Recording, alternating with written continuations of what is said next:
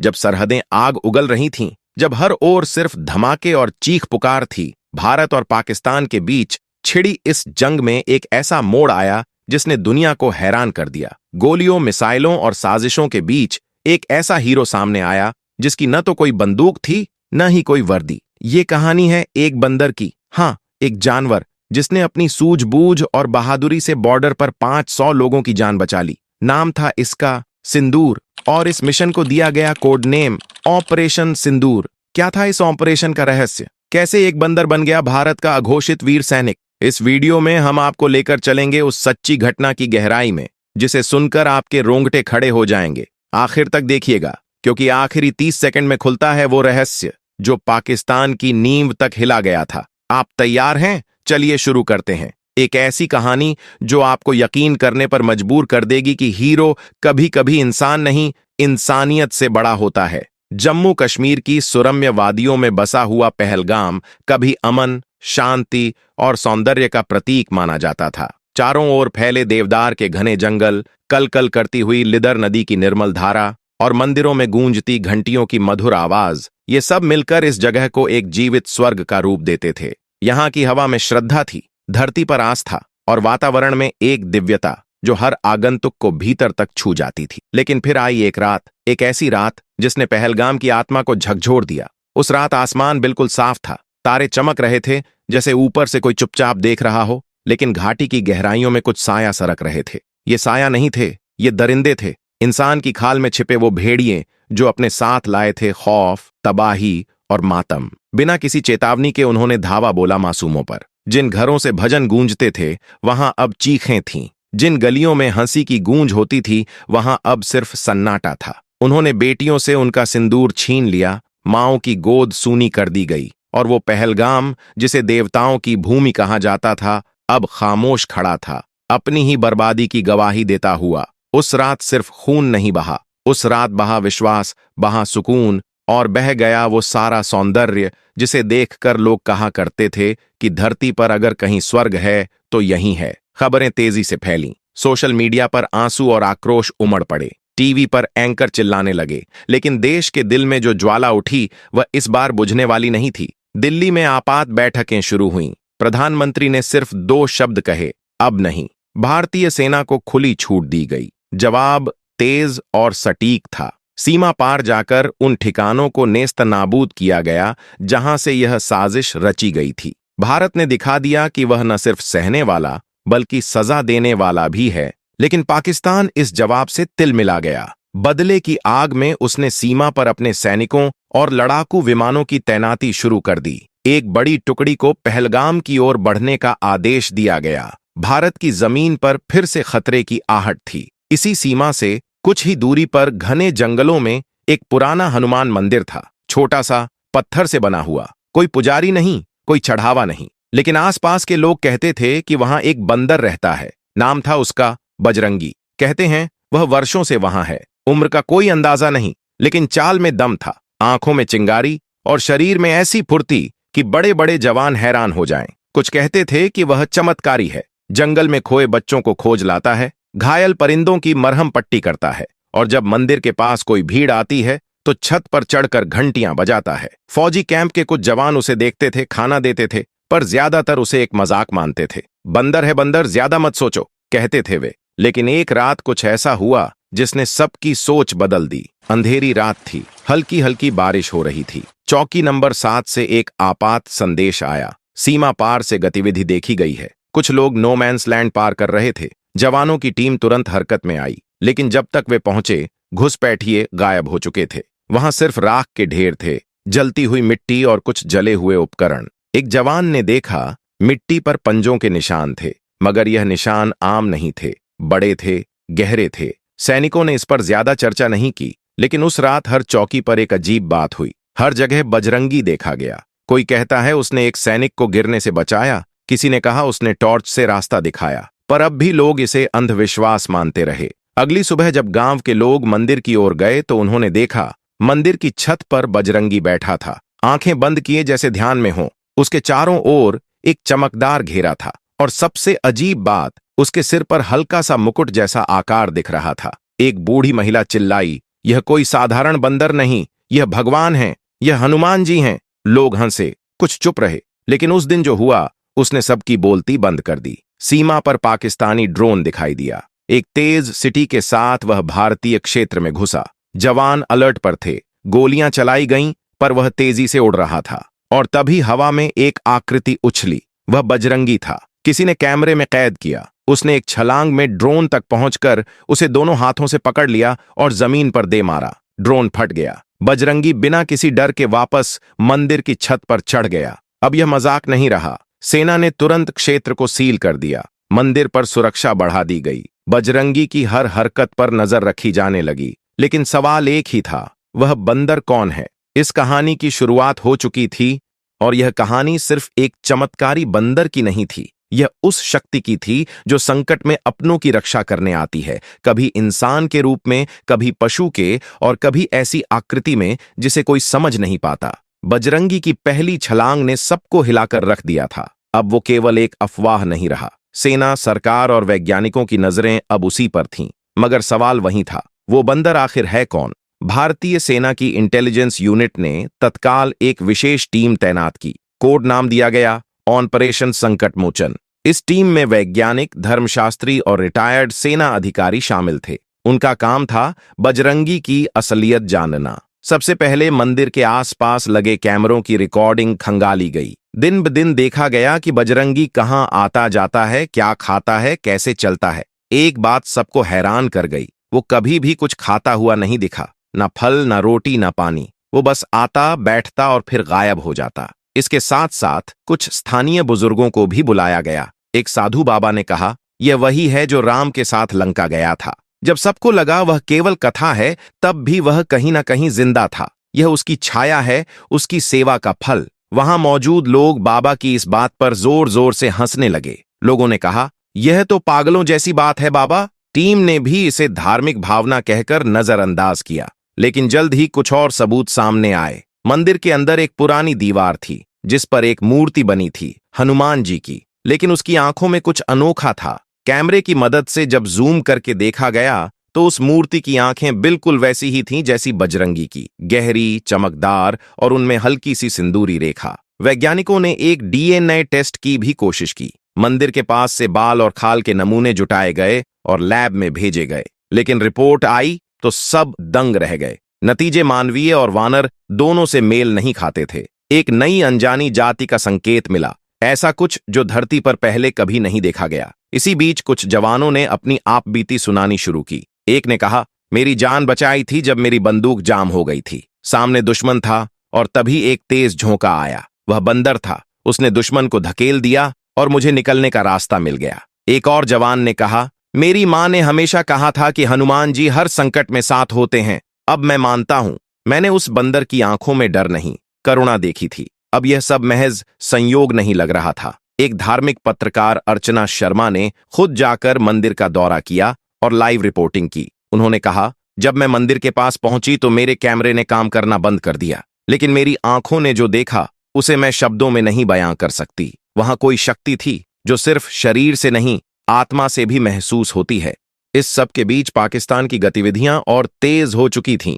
लड़ाकू विमानों की संख्या 3 गुनी कर दी गई थी। रडार पर साफ दिख रहा था कि एक बड़ा हमला हो सकता है। लेकिन अब भारतीय सेना का आत्मविश्वास पहले से कहीं ज्यादा था। बजरंगी अब एक रहस्य से अधिक एक रणनीति बन चुका था। सेना ने मंदिर के आसपास के क्षेत्र को नो ड्रोन जोन घोषित कर दिया। हर चौकी को अलर्ट कर दिया गया कि अगर कोई हलचल हो तो बजरंगी के संकेतों पर ध्यान दिया जाए। और संकेत मिलने लगे। हर बार जब कोई खतरा पास आता, बजरंगी मंदिर की घंटी 3 बार बजाता। जवान समझ जाते कुछ गड़बड़ है। एक बार उसने मंदिर की छत से एक खास दिशा में दौड़ लगाई और जब उस दिशा में सैनिक पहुंचे तो उन्हें सीमा के पास बारूदी सुरंगें मिलीं, जिन्हें समय रहते निष्क्रिय कर दिया गया। अब लोगों ने मंदिर में पूजा शुरू कर दी थी। हर रोज वहां एकत्रित होकर लोग प्रार्थना करते, घी का दीप जलाते और कहते, जय बजरंगी। लेकिन इस सब के बीच एक बात जो किसी ने नहीं देखी थी, बजरंगी के शरीर पर एक निशान उभर रहा था,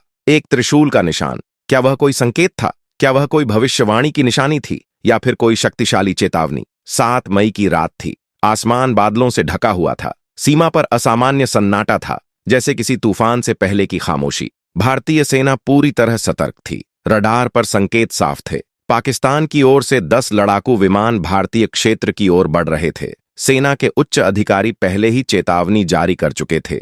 हर सैनिक अपने मोर्चे पर तैयार था, लेकिन सबकी निगाहें अब एक और चीज पर थीं। बजरंगी, वह कहाँ है? रात 2:14 पर मंदिर की घंटी अचानक 3 बार बजी, तेज गूंजती हुई, जैसे किसी ने उसे पूरे जोर से खींचा हो। सेना ने तुरंत संदेश प्रसारित किया, code red, Bajrangi signal confirmed. इसके ठीक 10 मिनट बाद लिदर नदी के पार एक जोरदार धमाका हुआ। एक विमान भारतीय क्षेत्र में घुस चुका था और मिसाइल दाग चुका था, लेकिन मिसाइल जमीन से टकराने से पहले ही आसमान में फट गई। कैमरा फीड में एक आकृति दिखी, बजरंगी, वो हवा में था। उसकी पूंछ बिजली की तरह चमक रही थी। बाकी विमान अब तेजी से भारतीय क्षेत्र में घुसपैठ कर रहे थे। सेना ने जवाबी फायरिंग शुरू की, लेकिन संख्या बल दुश्मन के पक्ष में था। तभी बजरंगी ने जमीन से छलांग लगाई और हवा में एक एक कर 4 विमानों को निशाना बनाया। किसी के पंख तोड़े, किसी के इंजन को फाड़ा। आसमान में आग के गोले बनते जा रहे थे।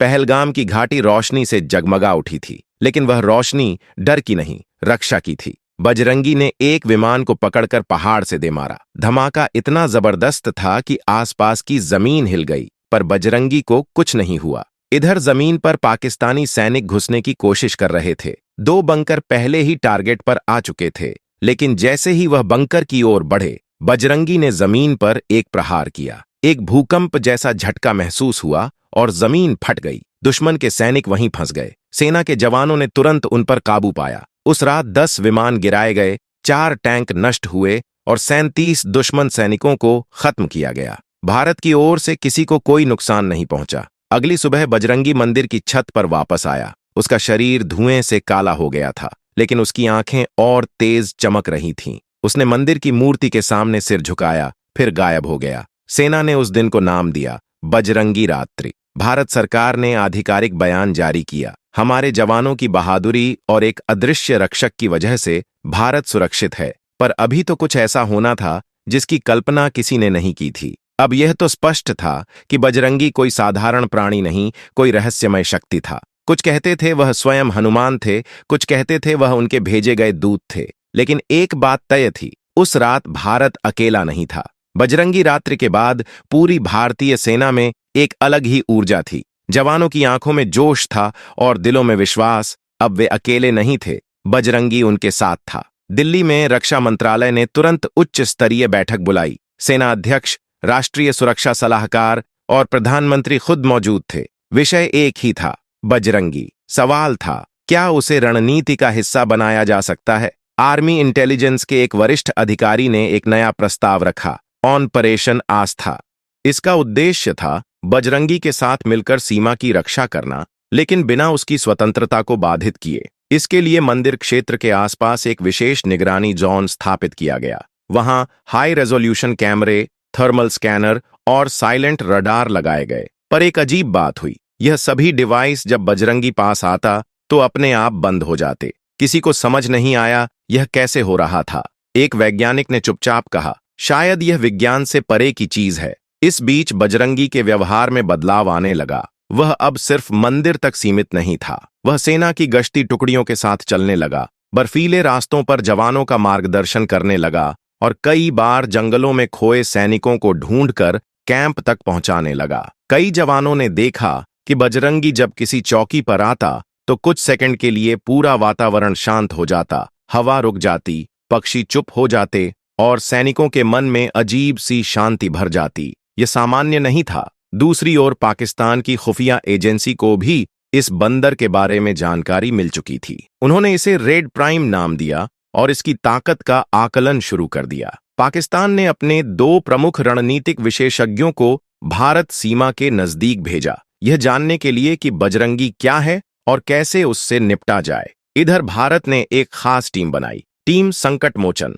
इसमें 12 जवान चुने गए जो फिजिकल और मानसिक रूप से बेहद मजबूत थे। इनका कार्य था बजरंगी के साथ एक सामंजस्य बनाना, उसके इशारों को समझना और उसके मुताबिक कार्यवाही करना। टीम के लीडर मेजर आदित्य राणा ने सबसे पहले जो बात नोट की वह थी बजरंगी की टाइमिंग। जब भी कोई खतरा आता, बजरंगी ठीक 5 से 7 मिनट पहले किसी ऊंचाई पर जाकर बैठता। वहां से वह एक खास दिशा में देखता रहता और फिर अचानक हरकत करता। राणा ने अपनी टीम से कहा, वह सिर्फ देख नहीं रहा, वह आने वाले खतरे को पहले से महसूस कर लेता है। यह एक बड़ी खोज थी। अब सेना ने अपनी सिग्नल प्रणाली को बजरंगी की गतिविधियों से जोड़ दिया। जहां वह जाता वहां पहले से स्कैनिंग शुरू कर दी जाती। नतीजा, 3 बार संभावित हमले पहले ही टाल दिए गए। इस बीच पाकिस्तान की ओर से एक नया प्लान तैयार हुआ, बजरंगी को जाल में फंसाना। उन्होंने सीमा के पास एक नकली बंकर बनाया जिसमें अंदर एक बायो इलेक्ट्रिक ट्रैप था। इरादा था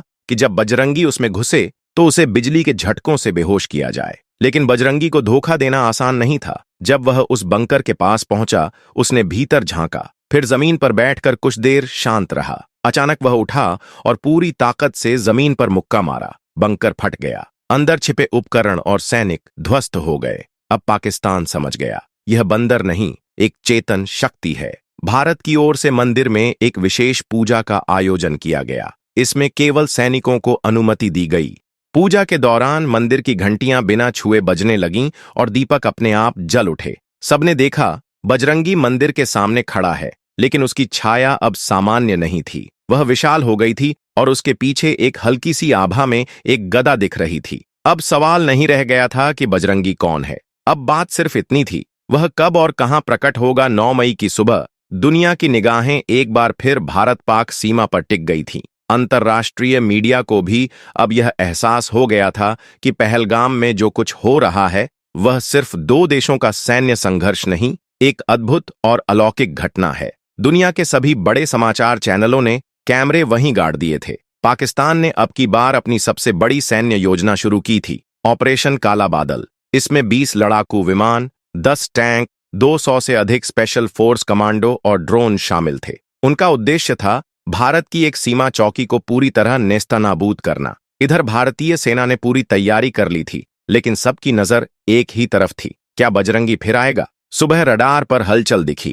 15 विमान भारतीय क्षेत्र की ओर बढ़ रहे थे। जमीन पर टैंक और कमांडो पहले ही अपनी पोजीशन में थे, लेकिन मंदिर की घंटी अब तक नहीं बजी थी। जवानों की सांसें अटक गईं। फिर ठीक 10:31 पर मंदिर की घंटी खुद ब खुद 5 बार बजी। पूरे क्षेत्र में एक कंपन सी दौड़ गई। बजरंगी अब तक नहीं दिखा था। आसमान में धमाके होने लगे। भारतीय सेना जवाबी कार्यवाही कर रही थी, लेकिन दुश्मन की संख्या भारी थी। तभी जैसे हवा में कोई दरार पड़ी हो, मंदिर के ऊपर से एक ज्वाला निकली और वह आया, बजरंगी। लेकिन इस बार वह पहले जैसा नहीं था। अब उसका शरीर उज्ज्वल हो चुका था। आंखों में नारंगी आभा थी और उसकी पूंछ बिजली सी चमक रही थी। उसके हाथों में इस बार सचमुच की गदा थी और उसके कदम पड़ते ही धरती हिल उठी। बजरंगी ने सीधे सबसे पहले एक टैंक को निशाना बनाया। वह हवा में उछला और गदा से उस टैंक को ऐसे फोड़ा जैसे खिलौना हो। फिर उसने आसमान की ओर देखा और 5 विमानों की ओर छलांग लगाई।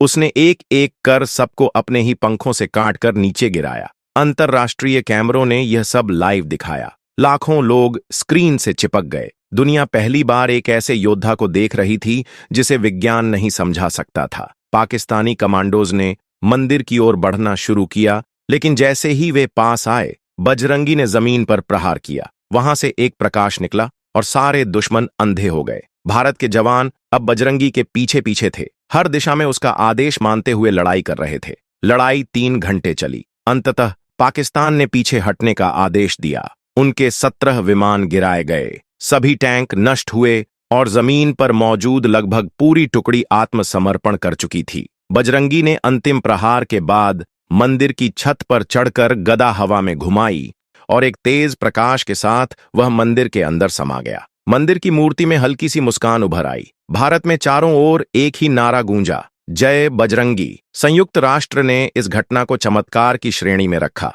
वैज्ञानिकों ने कहा, हम नहीं समझ सकते इसे। धर्मगुरुओं ने कहा, अब भी शक है। बजरंगी के चमत्कार को लेकर पूरी दुनिया में भूचाल सा आ गया था। अमेरिका, रूस, जापान, फ्रांस, इजराइल, हर बड़े देश की खुफिया एजेंसियां अब पहलगाम की ओर रुख कर चुकी थीं। एक साधारण से मंदिर में जो हुआ था वो विज्ञान के लिए पहेली बन चुका था और आस्था के लिए प्रमाण। एक बड़े समाचार चैनल ने इसे द हनुमान फिनोमिनन नाम दिया। एक ने अपने मुख्य कार्यक्रम में कहा, अगर यह सच है तो मानवता को अपनी सीमाओं की फिर से परिभाषा करनी होगी। संयुक्त राष्ट्र ने भारत से विशेष अनुरोध किया कि वह इस बंदर की चिकित्सा और रहन सहन पर अंतर्राष्ट्रीय शोध की अनुमति दे, लेकिन भारत सरकार ने साफ कर दिया, बजरंगी कोई प्राणी नहीं, हमारी आस्था का प्रतीक है, उनका कोई परीक्षण नहीं होगा। अभी यह कहानी खत्म नहीं हुई है। अभी तो एक ऐसी घटना होनी बाकी है जो इस पूरी कहानी को सच साबित करने वाली थी।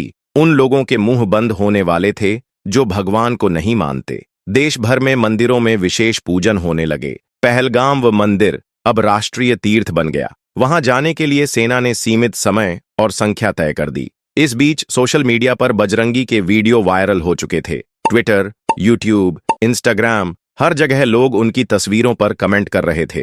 किसी ने लिखा, जय बजरंगी, अब डर नहीं लगता। किसी ने कहा, अब समझ आया, रामायण आज भी जिंदा है। कुछ वैज्ञानिक इसे अज्ञात प्रजाति का उच्च विकसित प्राणी कह रहे थे। एक रिपोर्ट में लिखा गया, यह शायद पृथ्वी पर हजारों वर्षों से छिपी कोई शक्ति है जिसे संकट ने बाहर लाया है। लेकिन भारत में लोगों को किसी प्रमाण की जरूरत नहीं थी। उनके लिए बजरंगी अब हनुमान जी का अवतार थे। एक बच्ची ने अपने स्कूल प्रोजेक्ट में लिखा, बजरंगी भगवान हैं जो हमें बचाने आए थे। इसी दौरान एक सम्मेलन हुआ। वेटिकन, मक्का, काशी और तिब्बत के धर्मगुरु एक मंच पर आए। विषय था, क्या ईश्वरीय शक्तियां आज भी हमारे बीच हैं? सभी ने एक मत से कहा, ईश्वर रूप बदलते हैं लेकिन जाते नहीं। भारत सरकार ने उस क्षेत्र को अलौकिक संरक्षित क्षेत्र घोषित कर दिया। वहां वैज्ञानिक शोध तो रोका गया, लेकिन धार्मिक यात्राओं को नियंत्रित अनुमति दी गई। बजरंगी अब कहीं नहीं दिख रहे थे, लेकिन मंदिर की मूर्ति से हर रात हल्की चमक निकलती थी,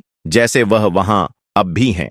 कुछ वैज्ञानिकों ने दावा किया कि उन्होंने मंदिर के आसपास रेडियो एक्टिव वेव्स में असामान्य ऊर्जा देखी है, लेकिन जैसे ही वे नजदीक जाने की कोशिश करते, उनके उपकरण बंद हो जाते। एक वैज्ञानिक ने कहा, यह विज्ञान का क्षेत्र नहीं, श्रद्धा की सीमा है। अगर इस कहानी ने आपकी आंखें नम कर दीं, अगर बजरंगी की वीरता, निस्वार्थ सेवा और अलौकिक शक्ति ने आपको भीतर तक झकझोर दिया हो, तो एक वादा कीजिए, सिर्फ एक छोटा सा वादा। इस वीडियो को यहीं मत रोकिए, इसे उन तक पहुंचाइए जिन्हें अपने देश पर गर्व है, उन तक जो आज के दौर में भी चमत्कार पर भरोसा करते हैं, और उन तक भी जिन्हें यह याद दिलाना जरूरी है कि भगवान हमेशा किसी न किसी रूप में हमारे बीच होते हैं। इस वीडियो को लाइक करें अगर आपका दिल भारत के लिए धड़कता है। इसे शेयर करें अगर आप मानते हैं कि ऐसे किस्से हर घर तक पहुंचने चाहिए, और सब्सक्राइब करें हमारे चैनल को, ताकि हम ऐसी ही अनसुनी कहानियां, ऐसे ही वीर रक्षक और ऐसी ही आत्मा को झकझोर देने वाली घटनाएं आपके सामने लाते रहें। घंटी भी जरूर दबाइए, क्योंकि अगली बार जब कोई बजरंगी लौटेगा, आप सबसे पहले जाने। और हाँ, जाते जाते कमेंट में बस इतना लिखिए, जय बजरंगी, ताकि पूरी दुनिया जान जाए भारत अब जाग चुका है। वीडियो देखने के लिए धन्यवाद। जय हिंद, जय भारत।